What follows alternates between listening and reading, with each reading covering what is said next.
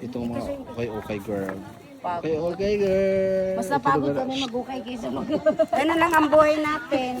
Ano, magtipid ka pa? Pagod OFW. pa kami kaysa magtrabaho. Ito may damis lang. Okay lang naman pang araw-araw. Magkano lang guys, oh, ang ganda oh. Oh, 100 lek para sa atin. pila lang, Guys. 65 pesos. Oo, Ito type ko to. Sa Oh. Pilipinas. 100 lek. Yeah, it means 65 pesos lang yan. Maraming magaganda. 100 lek. Ay, ang liit nito. Kung siya to? Oo, huwag mo na pilit. Hindi yan sa'yo. Ay, okay guys oh. Okay yan. Original pa yan. Ang ganda. Pantrabaho kasi hinahanap ko. Ang mura lang.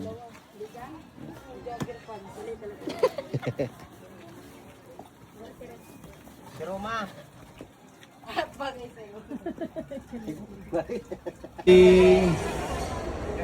Ang mga anak ng mga kargador sa Pilipinas. Ito na. Laban guys, laban. Laban OFW. Saan ko? Diba? So, dito pa yan kumain sa ano ha?